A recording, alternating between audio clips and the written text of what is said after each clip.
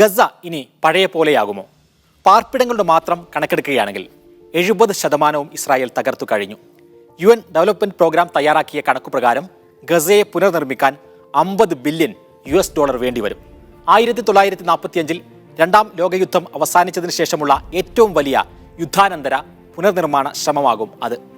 കൊല്ലപ്പെട്ട 1,00,000-ഓളം മനുഷ്യജീവനുകൾ മാറ്റിവെച്ചുള്ള കണക്കാണിത്. യുദ്ധം അവസാനിച്ച ശേഷം ഗസയുടെ നിയന്ത്രണം ആർക്കായിരിക്കും, എങ്ങനെയായിരിക്കും എന്നതാണിപ്പോൾ ഇസ്രായേൽ യുദ്ധ ക്യാബിനറ്റിലെയും ലോകരാജ്യങ്ങൾക്കിടയിലെയും പ്രധാന ചർച്ച. ഇക്കാര്യത്തിൽ വലിയ തർക്കം ഇസ്രായേലിനുള്ളിലും അമേരിക്കയും നെതന്യാഹുവും തമ്മിലും ഇപ്പോൾ ഉടലെടുത്തിരിക്കുകയാണ്. ദേശാന്തരത്തിലേക്ക് സ്വാഗതം.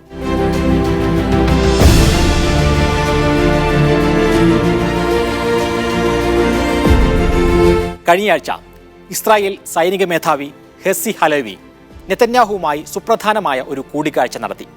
യുദ്ധത്തിന്റെ ഭാവി സംബന്ധിച്ചായിരുന്നു ചർച്ച. ചർച്ചയിൽ നെതന്യാഹുവിനെ രൂക്ഷമായാണ് ഹെർസി ഹലവി വിമർശിച്ചത്. ഇനിയെങ്കിലും ഈ യുദ്ധം എപ്പോൾ അവസാനിപ്പിക്കും എന്നും അതിനുശേഷം ഗസ എങ്ങനെയാകും എന്നതിലും കൃത്യമായ പ്ലാൻ വേണമെന്നാണ് ഹലവി നെതന്യാഹുവിനോട് വാശി പിടിച്ചത്. ആയുഷ്കാലം മുഴുവൻ മലമുകളിലേക്ക് കല്ലുരുട്ടി കയറ്റുകയും മുകളിലെത്തിയാൽ തള്ളി താഴേക്കിടുകയും ചെയ്യുന്ന നാറാണത്ത് ഭ്രാന്തന്റെ കഥയുണ്ടല്ലോ.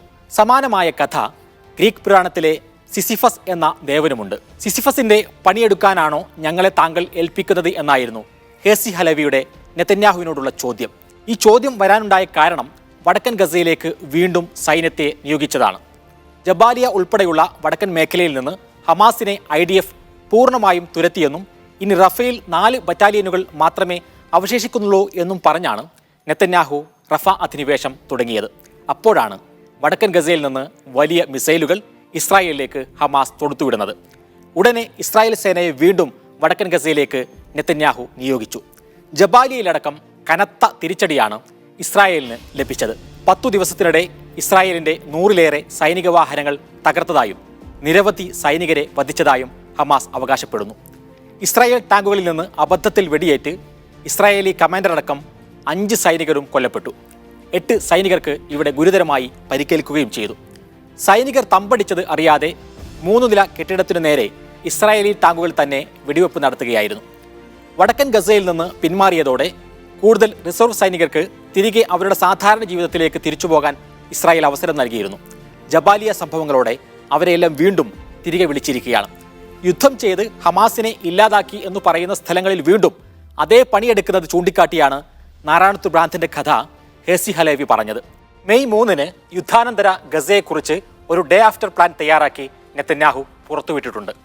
ഗസയിൽ കൂടുതൽ തുറമുഖങ്ങൾ, സൗരോർജ്ജ പദ്ധതി, കാർ നിർമ്മാണ ഫാക്ടറികൾ എന്നിവയെല്ലാം ഉൾക്കൊള്ളുന്ന വലിയ വികസന പാത തുറക്കും എന്നാണ് പ്രഖ്യാപനം.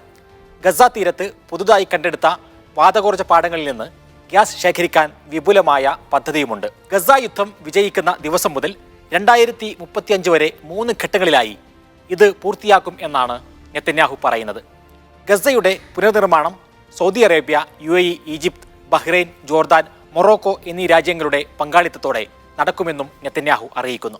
ഹമാസ് പൂർണ്ണമായി ഇല്ലാതായി എന്ന് ഉറപ്പായി ഗസയെ റാഡിക്കലൈസ് ചെയ്ത് കഴിഞ്ഞാൽ വെസ്റ്റ് ബാങ്കുമായി കൂട്ടിച്ചേർക്കുകയും ഒറ്റ ഭരണത്തിന് കീഴിൽ കൊണ്ടുവരികയും ചെയ്യും.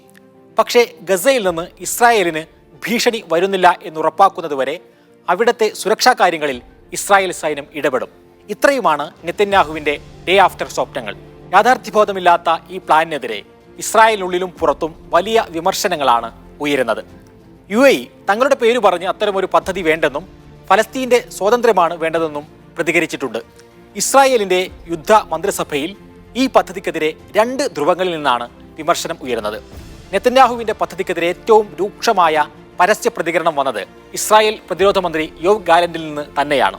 ഗസയിൽ ഇസ്രായേൽ സൈനിക സിവിൽ ഭരണം സ്ഥാപിക്കാനുള്ള നീക്കം ഇസ്രായേലിന് തന്നെ തിരിച്ചടിയാകും എന്നാണ് ഗാലന്റ് പരസ്യമായി പറഞ്ഞത്.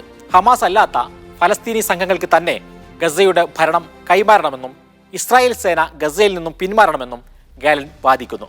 ഗസയുടെ സുരക്ഷ ഏൽപ്പിക്കണം എന്ന് നെതന്യാഹു കരുതുന്ന IDF-ന്റെയും ഷിൻബെറ്റിന്റെയും ചുമതലയുള്ള മന്ത്രിയാണ് ഗാലന്റ് എന്നോർക്കുക.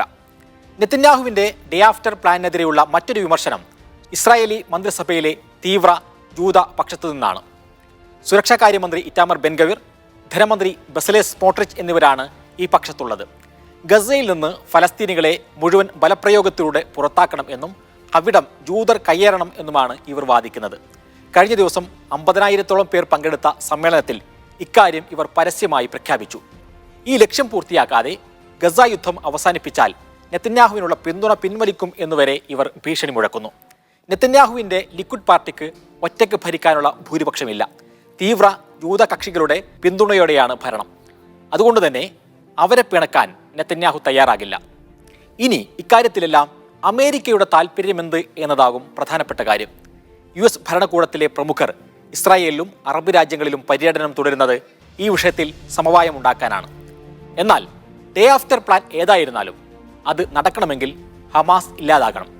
ഗസയിൽ നിന്ന് തുരത്തിയെന്നു പറഞ്ഞിരുന്ന ഇടങ്ങളിലെല്ലാം വീണ്ടും ഹമാസ് ശക്തിയാർജിക്കുന്നതാണ് നമ്മൾ കാണുന്നത്.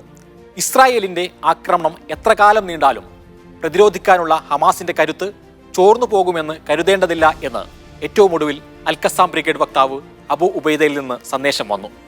ഗസക്ക് മാത്രമല്ല, ഫലസ്തീനാകെ സ്വതന്ത്ര രാജ്യമെന്ന പദവി നൽകണം എന്ന് മുമ്പത്തേക്കാളേറെ ശക്തമായി കൂടുതൽ രാജ്യങ്ങൾ ആവശ്യപ്പെടുന്ന സമയം കൂടിയാണിത്.